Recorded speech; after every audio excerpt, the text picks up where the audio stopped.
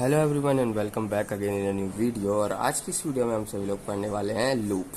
Python के अंदर किस तरीके से हम लूप को यहाँ पर चला सकते हैं वो देखेंगे। लूप का इसका बेसिक सबसे पहले हमें जानना चाहिए कि मतलब क्या होता है। लूप का यहाँ पर मतलब क्या था। अगर आपको कोई काम क्या करना है, बार बार कराना है। अगर आपको कोई भी काम बार बार कराना है तो हम क्या करते हैं, लूप का यूज़ करते हैं, लूपिंग करते हैं। ठीक है। अगर आपको क्या करना है, अपना नाम जो है 10 बार प्रिंट कराना, अपना नाम 10 बार प्रिंट कराना, आपके पास क्या है, दो ऑप्शन है। या तो आप लूप लगाओ, लूप कैसे लगेगा वो सब मैं आपको बताऊंगा। या फिर आप क्या करो, प्रिंट के अंदर लिख दो अपना नाम। ठीक है। अब ये कितने बार, अगर आपको 10 बार कराना है तो ये 10 बार लिखना पड़ेगा। ठीक है। अगर 100 बार कराना है तो 100 1000 बार कराना है तो इतना लिख लोगे आप, नहीं लिख पाओगे, आपको सी बात है। तो इसलिए हमें क्या करना पड़ता है, हमारे यहाँ पर यूज़ होता है लूप का। जब हमें एक चीज़ को कई बार प्रिंट कराना है या फिर कुछ चीज़ हमें कई बार चलानी है तो हम क्या करते हैं, लूप का यूज़ यहाँ पर करते हैं। सिंपल बेसिक लूप जो होते हैं हमारे दो तरह के होते हैं। एक होता है हमारा एंट्री कंट्रोल लूप, एक होता है हमारा एग्जिट। यहाँ लिख देता हूँ, there are two types of loop. हमारे दो तरह के होते हैं। एक होता है हमारा entry control loop, entry control loop, और दूसरा होता है हमारा एग्जिट कंट्रोल। अब हमारा एंट्री कंट्रोल लूप क्या होता है, एंट्री कंट्रोल लूप सीधा आपको समझ में आ रहा होगा, ये एंट्री को लेता है। यानी कि इसके अंदर जो भी आपका इसके अंदर है वो आपका कंटिन्यू चलता रहेगा। पर सबसे पहले वो क्या चेक करेगा, सबसे पहले वो ट्रायर को चेक करेगा। ट्रायर मतलब सबसे पहले वो कंडीशंस को चेक करेगा। एंट्री कंट्रोल लूप में, एंट्री कंट्रोल लूप में क्या करेगा, सबसे पहले वो कंडीशन को चेक करेगा। अगर वो कंडीशन सही होंगी तो वो आगे हमारा बढ़ेगा। ठीक है। अगर वो कंडीशन सेटिस्फाई नहीं करेंगे उसको तो वो आगे नहीं बढ़ेगा। ये होता है हमारा एंट्री कंट्रोल लूप में। कंडीशन कैसे, अब आपको ये बताना है कि मेरे को ये 10 बार चलाना है, तो किसी ना किसी तरीके से आप बताओगे। अगर वो तरीका उसको लग रहा है कि कंपाइलर को कि हाँ ये सही लिखा है इसने तरीका, ये तरीका इसने सही लिखा है, तो वो आगे जब बढ़ेगा, जब बढ़ेगा। इसलिए इसको कहते हैं एंट्री कंट्रोल लूप। इसलिए हम क्या कहते हैं, इसको एंट्री कंट्रोल लूप कहा जाता है। कि एंट्री कंट्रोल लूप के बारे में हम इस वीडियो में क्या करने वाले हैं, बात करने वाले हैं बेसिकली। अब एंट्री कंट्रोल लूप के अंदर भी ना कई सारे लूप आते हैं। जैसे कि सबसे पहले आता है हमारा फॉर लूप, इसके बाद आता है हमारा वाइल लूप। कौन कौन से लूप आते हैं, for loop and while loop. अब फॉर लूप वाइल लूप में क्या डिफरेंस होता है ये हम देखेंगे। अगर आपको क्या करना है, सबसे पहले हम वाइल लूप से यहाँ पर स्टार्ट करते हैं। सबसे पहले हम किससे स्टार्ट करते हैं, वाइल लूप को यहाँ पर समझना स्टार्ट करते हैं। तो इस लूप में क्या होता है हमारा वाइल लूप, तो सबसे पहले हम पढ़ते हैं वाइल लूप को इस्तेमाल किस तरीके से करते हैं। सबसे पहले वाइल लूप को आप जब लिखते हैं तो आपको क्या करना पड़ता है, वाइल लगाना पड़ता है। उसके बाद जो भी आप स्टेटमेंट लिखेंगे वो लिखते हैं। अगर आपका स्टेटमेंट में या फिर कहीं भी आपकी कंडीशन में या फिर आपके स्टेटमेंट में एरर आ रही, और आपकी कंडीशन में या फिर स्टेटमेंट में एरर आ रही है, तो क्या करता है, वाइल लूप अपने आप कैंसिल होकर बाहर आ जाता है। कैसे लिखते हैं इसको हम, ये देखो। सबसे पहले लिखना पड़ेगा आपको वाइल, इसके बाद यहाँ लिखनी पड़ेगी आपको कंडीशन, इसके बाद यहाँ पर आपको क्या लिखनी पड़ती है, कंडीशन। अब कंडीशन से मेरा मतलब क्या है, कितने बार कोई काम को कितने बार करना है, कोई काम को कितने बार करना है, उसको कहते हैं हम कंडीशन। कंडीशन के बाद आपका यहाँ पर आएगा स्टेटमेंट। याद रखना ये पाइथन है, इसलिए इसके नीचे नीचे लिखना चालू मत कर देना। थोड़ा सा आपको क्या करना है, इंडेंटेशन का ध्यान रखना पड़ेगा। साइड से आप मतलब एक परफेक्ट अलाइनमेंट से आप लिखना यहाँ पर स्टार्ट करेंगे। अगर आपको सपोज कर लो कि यहाँ पर आ गई एरर, इस वाली लाइन में आ गई एरर, तो क्या कर लेगा, ये अगली लाइन नहीं चलेगा, अगली लाइन नहीं चलाएगा। याद रखना इस बात को। यहाँ पर एरर आ गई, अगर दूसरी लाइन में एरर आ गई, 1 2 3 4 5, दूसरी लाइन में एरर आ गई तो बाकी की 3 लाइन जो है चलेंगी नहीं, हमारी बाकी की 3 लाइन चलेंगी। इसके बाद ये लूप के क्या आ जाएगा, बाहर आ जाएगा और एरर शो कर देगा। ये क्या करेगा, ये लूप के वाइल लूप के बाहर आ जाएगा और एरर को शो कर देगा। ठीक है। तो ये था हमारा वाइल लूप। अब इसको मैं यूज़ करके आपको बताता हूँ किस तरीके से इसको हम यूज़ कर सकते हैं वाइल लूप। तो वाइल लूप को यूज़ करना ना बहुत ज़्यादा ही आसान है। सबसे पहले आपको लिखना है वाइल, इसका लिखनी कंडीशन। जैसे कि मैं यहाँ पर लिखता हूँ, कुछ भी लिख सकते हैं। देखो सबसे पहले मैं क्या करता हूँ, एक c is equal to 0, c is equal to 0 नाम का एक मैंने वेरिएबल यहाँ पर डिफाइन कर दिया। अब मैं क्या करता हूँ, यहाँ पर लिख देता हूँ c इज ग्रेटर देन 3। अगर जो हमारा 3 है, सॉरी स्मॉलर देन 3। अगर जो हमारा सी है वो अगर स्मॉलर है 3 से, तो हमारा ये क्या करे, तो यहाँ पर मैं लिख देता हूँ C is equal to C plus 1 और यहाँ पर मैं प्रिंट करा देता हूँ हेलो। ये मैंने यहाँ पर प्रोग्राम लिखा है। अब ये प्रोग्राम क्या बोला वो देखो। सबसे पहले मैंने क्या किया, कंडीशन आप अंदर इस तरीके से तो लिख नहीं सकते, वाइल अगर हमारा सी यहाँ पर आप लिखोगे कुछ भी लिख सकते हो, 3 नॉट इज इक्वल टू 3, मतलब कोई लॉजिक, हमें कोई सही कंडीशन लिखनी पड़ेगी। अगर आपने कुछ ऐसी कंडीशन लिख रहे हो, अलग तरह की कंडीशन लिख रहे हो जो कंपाइलर को समझ में ही नहीं आ रही, आपने क्या किया, एस इज लेस देन 3 लिख दिया। एफ, अब यहाँ पर आपने डिफाइन ही नहीं किया एस को आपने यहाँ पर डिफाइन ही नहीं किया और लेस देन 3 लिख रहे हो, तो ये क्या करेगा, ऑफकोर्स सी बात है एरर शो करेगा, कंडीशन में ही एरर आ गई। तो आपको यहाँ पर क्या करना होगा, और हाँ ये सेमीकोलन याद रखना।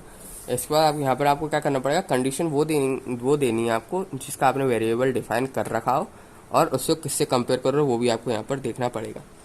ठीक है, कंडीशन गलत नहीं होनी चाहिए, नहीं तो आपका आगे प्रोग्राम नहीं चलेगा, आगे जो आपके स्टेटमेंट्स लिखे हुए हैं ये रन नहीं होंगे। सी को मैंने 0 कंसीडर कर लिया, वाइल चलाएगा, यहाँ पर सबसे पहले देखेगा सी की वैल्यू कितनी है, 0। सी की वैल्यू 0 गई, हाँ भाई 3 से छोटा होता है 0। नीचे आएगा सी में सी प्लस 1 कर देगा। इस लाइन का क्या मतलब है, सिंपली सी की वैल्यू कितनी है 0, तो 0 प्लस 1 कर देगा, वापस इसको सी में ही ले लेगा, वापस इसको किस में ले लेगा, सी में। कितनी वैल्यू होगा इसकी, 1। पहले कितनी थी 0, अब कितनी हो गई 1। अब क्या होगा, अब सिंपली ये वापस ऊपर जाएगा वाइल लूप पे, अब देखेगा 1 इज लेस देन 3, हाँ भाई 1 भी छोटा होता है, फिर नीचे आएगा।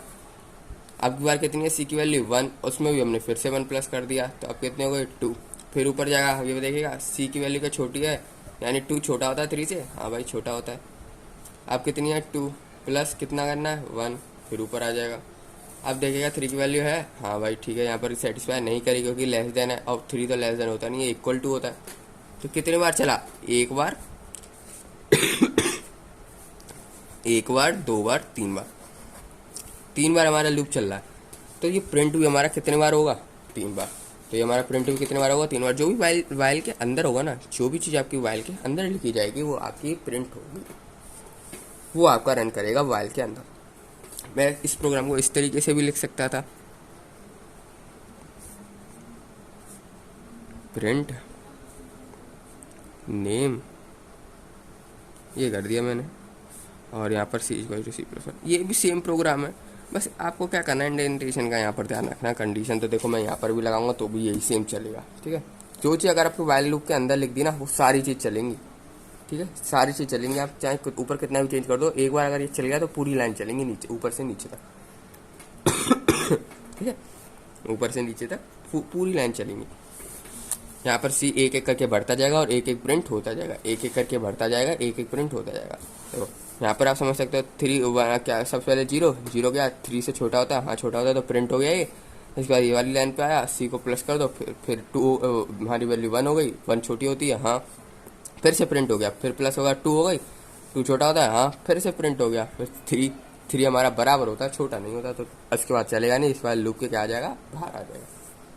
तो जो हमारा हेलो है, ये हमारा हेलो कितने बार प्रिंट होगा, ये हमारा हेलो 3 बार प्रिंट होगा। ये हमारा हेलो कितने बार प्रिंट होगा, 3 बार प्रिंट होगा ये वाला हमारा। ठीक है, तो बस ये बात का आपको यहाँ पर क्या करना, ध्यान देना है कि आपका जो इंडेंटेशन है वो आपका यहाँ पर सही तरीके से हो। तो ये हमारी वाइल लूप की बात। अब बात करता हूँ फॉर लूप की मैं।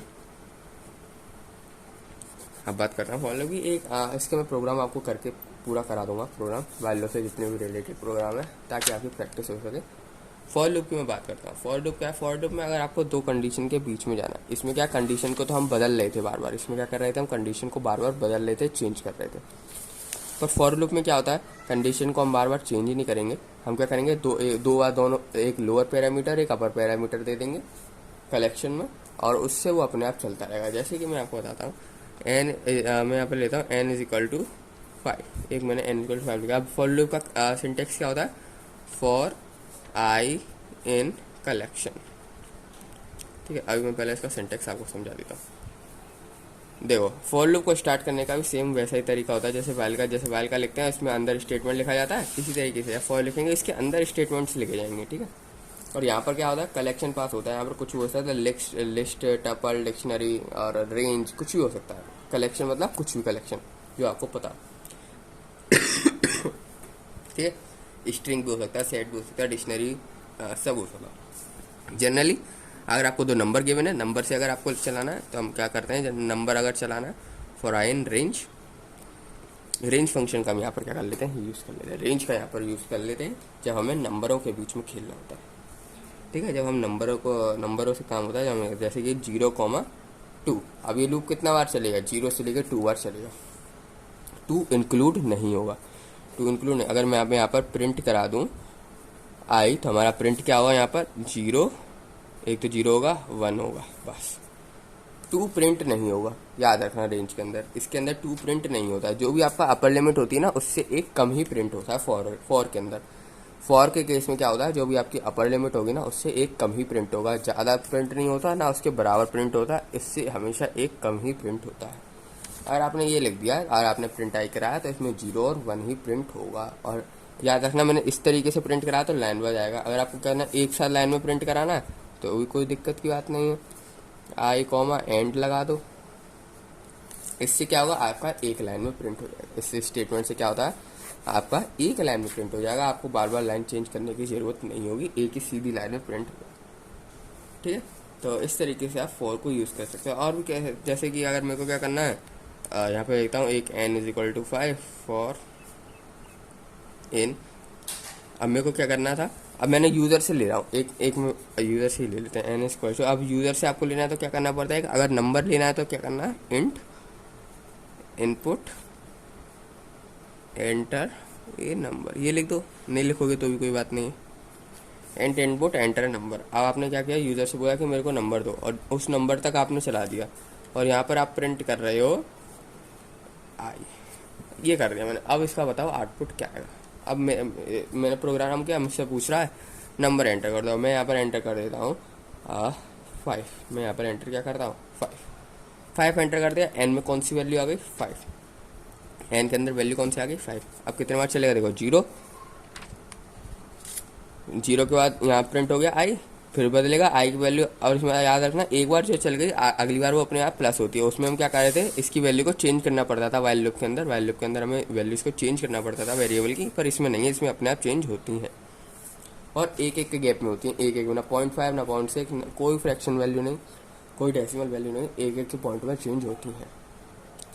0, इसके बाद 1, इसके बाद 2, इसके बाद 3, इसके बाद 4, 5 प्रिंट नहीं होगा। तो मैंने आपको बताया अपर लिमिट प्रिंट नहीं होती, अपर लिमिट प्रिंट नहीं होती, हमेशा लोअर लिमिट प्रिंट होती है, ठीक है।